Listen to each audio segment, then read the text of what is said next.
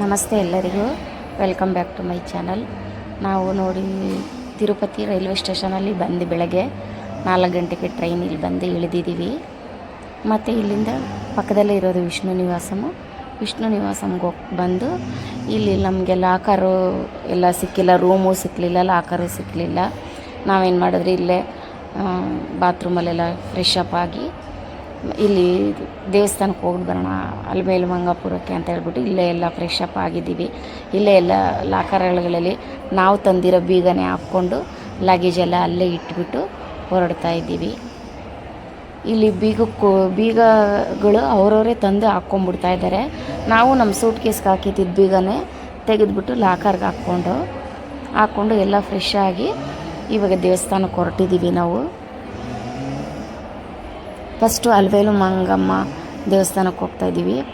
ಆಮೇಲೆ ಇನ್ನೂ ಒಂದೆರಡು ದೇವಸ್ಥಾನ ಇದೆ, ಕರ್ಕೊಂಡು ಹೋಗ್ತೀನಿ ಅಂತ ಹೇಳಿದ್ರು ನಮ್ಮ ಟೀಮ್ ಲೀಡರು. ಇಲ್ಲಿ ಒಳಗಡೆ ಎಲ್ಲ ಫೋನ್ ಅಲೋ ಇಲ್ಲ, ಅದಕ್ಕೋಸ್ಕರ ನಾನು ಒಳಗಡೆ ವೀಡಿಯೋ ಮಾಡ್ಕೊಂಡಿಲ್ಲ. ಇದೆಲ್ಲ ಹೊರಗಡೆ ಮಾಡ್ಕೊಂಡಿರೋದು. ಮತ್ತು ಇನ್ನೊಂದು ದೇವಸ್ಥಾನಕ್ಕೆ ಕರ್ಕೊಂಡೋದ್ರು ನಮ್ಮ ಅಲ್ಲಿಂದನೇ, ಅಭಯ ವೆಂಕಟೇಶ್ವರ ಸ್ವಾಮಿ ದೇವಸ್ಥಾನ. ನಾವು ಅಲ್ಲಿಂದ ಆಟೋ ಮಾಡಿಕೊಂಡು ಇಲ್ಲಿಗೆ ಬಂದು ದೇವಸ್ಥಾನ ತುಂಬ ಚೆನ್ನಾಗಿದೆ. ಸುತ್ತು ವಾತಾವರಣ ಎಲ್ಲ ತುಂಬಾ ಚೆನ್ನಾಗಿದೆ. ಇಲ್ಲೂ ನಾನಿದು ಫಸ್ಟ್ ಟೈಮ್ ನೋಡ್ತಾ ಇರೋದು. ನಂಗೆ ತುಂಬ ಇಷ್ಟ ಆಯಿತು.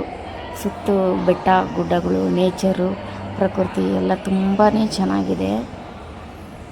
ನಾವು ಇಲ್ಲಿ ದರ್ಶನ ಮಾಡಿಕೊಂಡು ಆಟೋ ಒಟ್ಟಿಗೆ ಮಾತಾಡ್ಕೊಂಡಿದ್ದೆ. ನಾವು ಇಲ್ಲಿ ತೋರಿಸ್ಬಿಟ್ಟು ನಮಗೆ ಲಾಕರೆಲ್ಲ ಇಟ್ಕೊಂಡಿದ್ವಲ್ಲ ವಿಷ್ಣು ನಿವಾಸ, ಅಲ್ಲಿ ಕರ್ಕೊಂಡೋಗ್ಬಿಡ್ತೀವಿ ಅಂತ ಹೇಳಿದ್ರು. ನಾವಿಲ್ಲಿ ಸ್ವಲ್ಪ ಹೊತ್ತು ದೇವಸ್ಥಾನ ತುಂಬ ಚೆನ್ನಾಗಿರೋದ್ರಿಂದ ಇಲ್ಲೇ ಸ್ವಲ್ಪ ಜಾಸ್ತಿ ಹೊತ್ತು ಟೈಮು ಸ್ಪೆಂಡ್ ಮಾಡಿದೆ. ಇಲ್ಲಿ ಹಸುಗಳು ಸಾಕಿದ್ದಾರೆ. ಮತ್ತು ದೇವಸ್ಥಾನಕ್ಕಂತಲೇ ಹಸು ಇರೋದು ದೇವಸ್ಥಾನದಲ್ಲಿ. ದೇವರಿಗೆ ನೈವೇದ್ಯಕ್ಕೆಲ್ಲ ಹಾಲು ಬೇಕಲ್ವ, ಹಾಗಾಗಿ ಇಲ್ಲಿ ಹಸುಗಳ್ನ ಸಾಕಿದ್ದಾರೆ. ತುಂಬಾ ಎಷ್ಟು ಚೆನ್ನಾಗಿದೆ ಅಂದರೆ ಹಸುಗಳು ಅಷ್ಟು ನೀಟಾಗಿ ಡೈಲಿ ಗೋಪೂಜೆ ಮಾಡೋಕ್ಕೆಲ್ಲ ಈ ಹಸುಗಳ್ನ ಇಲ್ಲಿ ಕಟ್ಟಿದ್ದಾರೆ. ತುಂಬ ಚೆನ್ನಾಗಿದೆ ಹಸುಗಳೆಲ್ಲ. ನಾವು ಹಸುಗಳಿಗೆಲ್ಲ ನಮಸ್ಕಾರ ಮಾಡಿಕೊಂಡು ದೇವರೆಲ್ಲ ನಮಸ್ಕಾರ ಮಾಡಿಕೊಂಡು ಮತ್ತು ಇಲ್ಲಿಂದ ಹೊರಡ್ತಾ ಇದ್ದೀವಿ. ನಾವು ಇನ್ನು ಮತ್ತೆ ಹೋಗಿ ಡ್ಯೂಟಿ ತೊಗೊಳ್ಬೇಕು. ನಾವು ತಿರುಪತಿ ಬೆಟ್ಟದ ಮೇಲಕ್ಕೆ ಹೋಗಬೇಕು. ನಮಗೆ ಡ್ಯೂಟಿ ಎಷ್ಟೊತ್ತಿಗೆ ಸಿಗುತ್ತೋ ಏನೋ ಗೊತ್ತಿಲ್ಲ. ಆದರೆ ನಾವು ಇನ್ನು ಸಂಜೆ ಅಂತ ಹೇಳಿದ್ದಾರೆ, ಅದಕ್ಕೋಸ್ಕರ ನಾವು ಇಲ್ಲೆಲ್ಲ ದೇವಸ್ಥಾನಗಳು ನೋಡ್ಕೊಂಡು ಹೋಗೋಣ ಅಂತ ಹೇಳ್ಬಿಟ್ಟು ಒಂದೆರಡು ದೇವಸ್ಥಾನಕ್ಕೆ ಬಂದಿದ್ದು.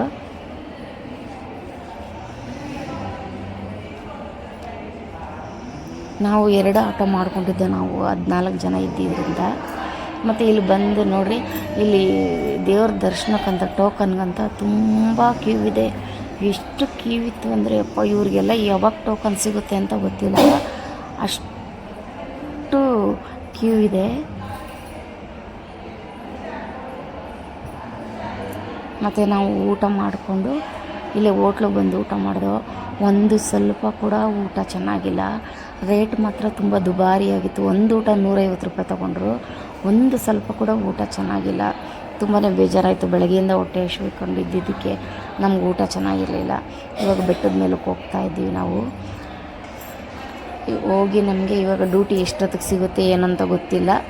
ಆದರೆ ನಾವು ಇವಾಗ ಹೊರಡ್ತಾ ಇದ್ದೀವಿ. 4 ಗಂಟೆ ಆಗಿದೆ ಟೈಮು. ಹೋಗೋಷ್ಟೊತ್ತಿಗೆ 1 ಅವರ್ 5 ಗಂಟೆ ಆಗುತ್ತೆ